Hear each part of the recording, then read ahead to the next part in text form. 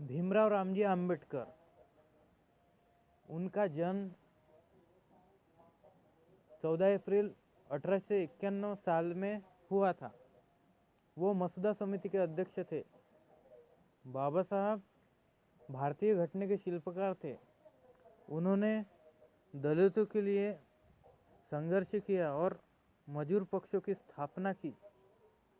उसी दौरान उन्हें बहुत कठिनाइयों का सामना करना पड़ा, फिर भी वो लड़ते रहे।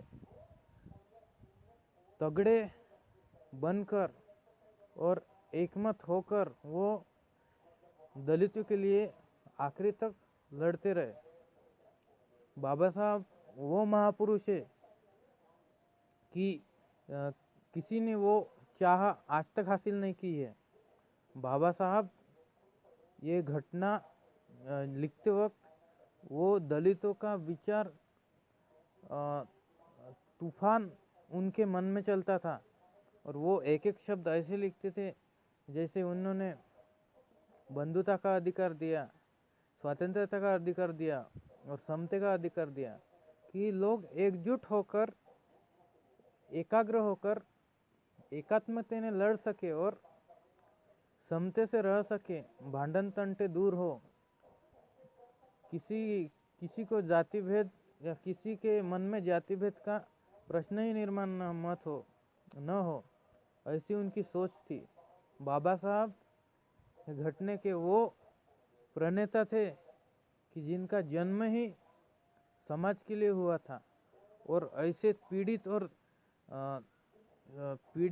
फैमिली से और ऐसे संघर्षमय जीवन से वो गुजरे कि बाद में वो धीरे धीरे बढ़ते हुए वो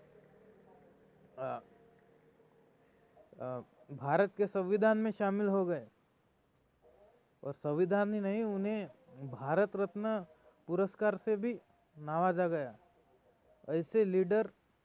ऐसे बाबा साहब वो लीडर थे कि वो किसी भी मुल्क को अच्छा बनाने की चाह रखते थे, ना भेदभाव करते थे, ना जाति भेद करते थे, सब समान है, ऐसा उनका विचार था।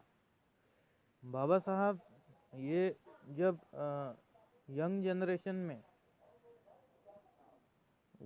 जनरेशन में जब पढ़ाई करते थे तब वो लाइब्रेरी में जाके पढ़ते थे और उनके पास खाने के लिए कुछ नहीं रहता था तो वो पाव वहाँ से विकत घेते थे 5 रुपए का। और उस वक्त यार आपको पता है 5 रुपए नहीं रहते थे, चवन्नी अट्ठन्नी, और वहीं पे पाव वो खा लेते थे।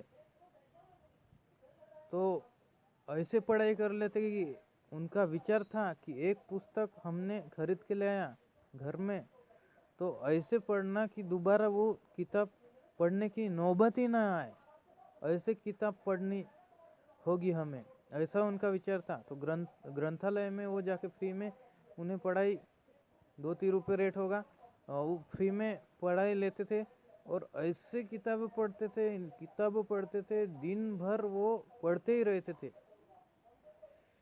इतनी एकात्मता और तत्परता किसी पुरुष में आज तक दिखाई नहीं दी है। बाबा साहब एक ऐसा पहलू है जो समाज के लिए और आने वाले कल के लिए, आने वाले नए जनरेशन के लिए, नए बच्चों के लिए एक इंस्पायर माना जाता है। और उसका इंस्पायरमेंट क्यों न हो, उनका इंस्पायर प्रत्येक के मन में होना चाहिए।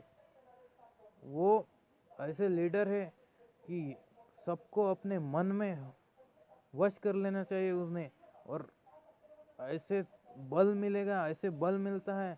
इसलिए वो लीडर थे जो सबके लिए सोचते थे और उनका मानना था कि एक दिन मैं पूरे विश्व पे राज करता हुआ देखना चाहता हूँ मेरे बच्चों को। दिल्ली के सिंहासन पे जो बैठेगा वही बाबा साहब का नाम रोशन करेगा। उनका सपना था मेरा नाम रोशन करेगा। ऐसे एक महापुरुष का और महान पुरुष का, लीडर का मरण 6 दिसंबर 1956 में हुआ था। ऐसी पहलू इतिहास में कभी भी नहीं हो सकती।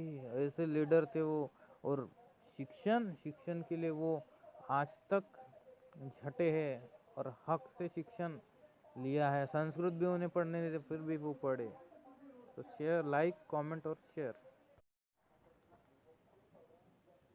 भीमराव रामजी आम्बेडकर